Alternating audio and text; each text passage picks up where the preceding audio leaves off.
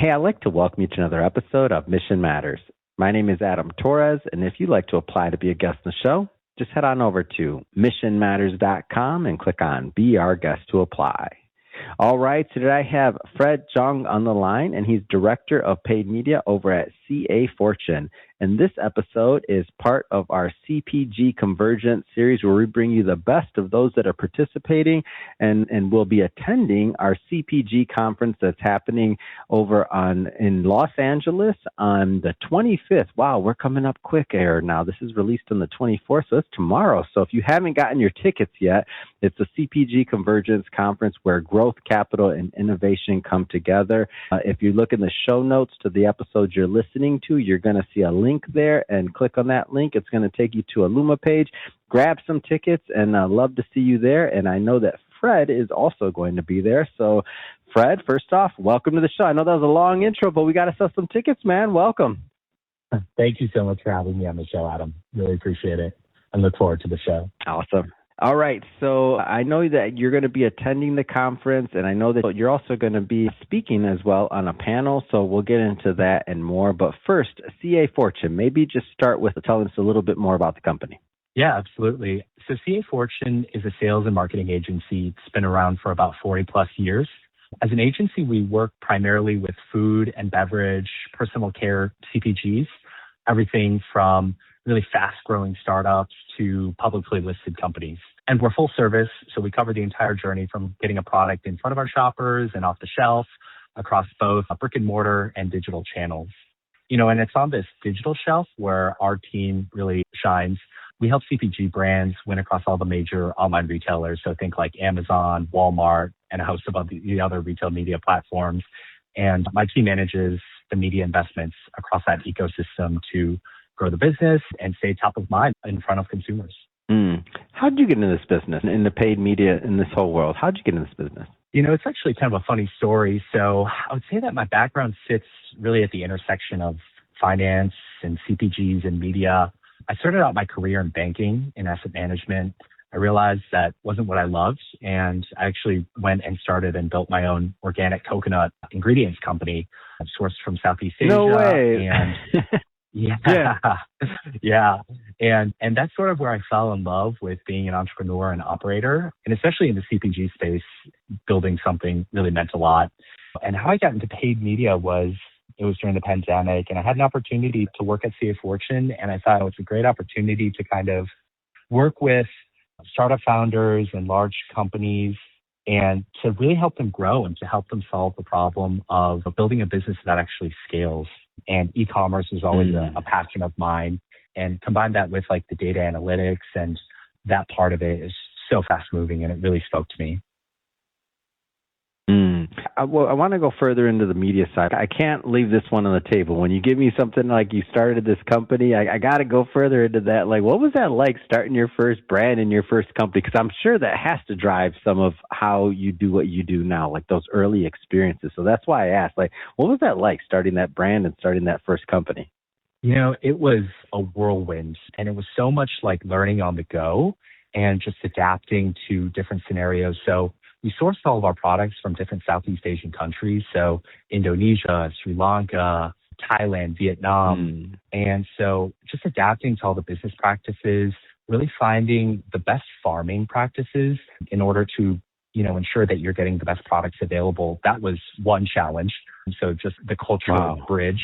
And then just learning how to build the business in the United States. Before I was an entrepreneur, I didn't really have a lot of experience talking to different retailers and talking to different brands. And so, it was almost like a crash course of how the food system works in the United States. And it was just so fascinating to me. I really enjoyed the challenge of it, but I also saw the potential. We were at a stage, it was about 2014, 2015, where there were so many new brands that were coming out that had products from around the world. And it just felt, and I'd heard this on an earlier episode of yours, where the barrier to become an entrepreneur, to start up a product, to have a vision is easier and easier. But with that, comes a ton of competition. And so I would say, it was so fascinating to, kind of learn from all of these business challenges. And I think it gave me a really good experience into what it meant to be an operator and how to actually grow business. That's amazing. Yeah, that's great. Now, circling back to what you're doing present day with media buying and helping brands, like how do you want to tee this one up? I'm curious about your process and how you go into a campaign, and even like bringing in somebody new. How do you want to tee that up? Our basic strategy comes down to two kind of things. It's number one, like finding the customers who really just need a nudge for you to try you for the first time, and then rewarding the loyal ones to keep them coming back. And I would say there's so many different advertising tactics that you can try. You think about Amazon, they started with sponsored products, but now they've got connected TV, they've got audio, they've got digital signage, they've got Twitch streaming. So there's a whole universe of what you can try. And I'd say the other thing that really helps clients succeed is understanding that when you design your advertising portfolio, it's not a set it and forget it. Our best clients are those who are really, really curious, who love to do tests and learns, who love to dive into the data and let the data guide further optimizations and strategy. So, yeah. Considering so we do work with obviously with really large companies, celebrity brands, as you mentioned, and then smaller companies. Is there learnings that go across campaigns, like in terms of size of companies and things like that? Yeah, there's always a ton of learnings. I would say the great thing about retail media is that traditionally speaking, if you're running like a traditional advertising campaign, you might run it, you might not get metrics, but with retail media, everything is super dynamic, right? Like you're getting data updates every single day on how your campaigns are performing. And so some of the things that we really try to look at are, and it's very campaign specific, but I'll give you a couple of examples. So, if brand A is running new creatives, right? What are the click-throughs? What's the click-through rate on those campaigns, right? Like, is the creative really resonating with your target demographic, right? If you're targeting keywords or targeting audiences, what are the conversion rates? What's your cost per acquisition? Seasonality makes a ton of difference, right? So there are certain areas where back to school or Lent or holiday periods where things are going to be more expensive. And so just kind of understanding how the larger ecosystem plays out, and also really just paying attention to what brands are able to spend, right? Like some of these smaller startups, their metrics are going to look way different than a larger established company. And so really kind of understanding where your brands are at in their product life cycle and what are their expectations and what are their goals, and being really thoughtful when designing a strategy around those considerations. That makes a lot of sense. And I'm curious and again, this is generalizing too, because you work with such a different breadth of clients, but startup brands what separates brands that break through in retail media, do you feel, versus some that kind of maybe are stall or are stagnant? Yeah, I would say even like between startups and super large brands and everything in between, I would say the two things that really, really help brands break through is, number one, it's that laser focus on the fundamentals, right? Doing the behind the scenes work to make sure that your product detail pages are optimized, making sure that you have the right image carousel, making sure that your brand store really speaks to potential clients when they get to your page, making sure that you have enough inventory to support your growth.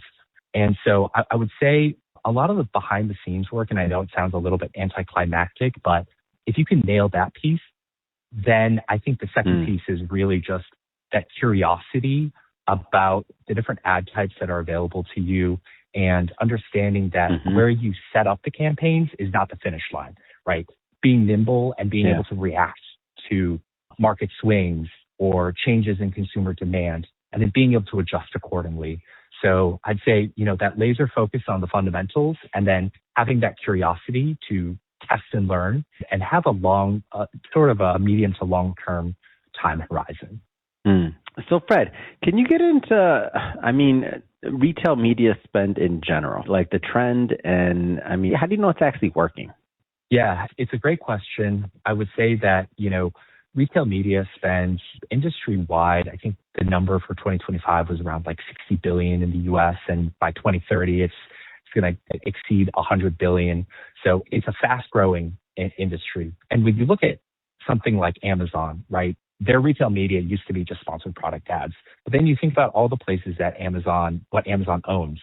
Whole Foods Market, they own Twitch, they have Thursday Night Football, they have all of these sports collaborations. So there's all of these places are just ad inventory available for brands to reach consumers. And I would say that it's a big universe, but spending responsibly and spending efficiently is a big challenge for brands, especially when you think about spending more doesn't mean you get more, right? There is the law of diminishing returns. Yeah.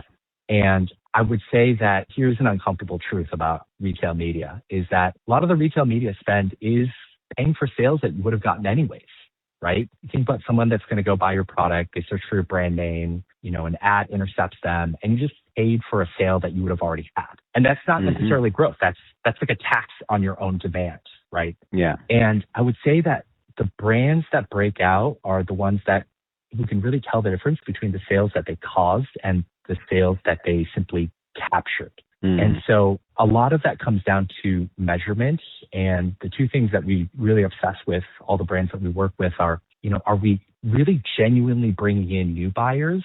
And are we getting them to come back faster?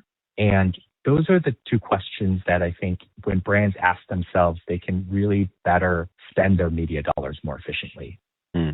Fred, this has been a lot of fun having you on the show today and getting to learn more about CA Fortune. And I'm looking forward to meeting you in person at the CPG Convergence Conference. And if you're just tuning into this, that's going to be taking place on Thursday, June 25th. There's a link in the show notes where you can buy some tickets, so definitely do that. But that being said, Fred, if somebody's listening or watching this and they want to follow up and they want to learn more about CA Fortune and connect with your team, how do they do that? Yeah, absolutely. I'll be at the show on Thursday, so just come by and feel free to say hello. Otherwise, you can reach me at my email or find me on LinkedIn. Awesome. And for everybody listening, just so you know, we'll definitely put a link to Fred's LinkedIn profile, all that good stuff in the show notes, so you can click on it, head right on over and connect. And speaking of the audience, if this is your first time with Mission Matters and you haven't done it yet, hit that subscribe or follow button. This is a daily show. You heard me right. Each and every day, we're bringing you new content, new ideas, and hopefully new inspiration to help you along the way in your journey as well. So hit that subscribe or follow button. And Fred, looking forward to see you on Thursday, man. Thanks for coming on. Thanks so much, Adam. Have a great one. See you at the show on Thursday.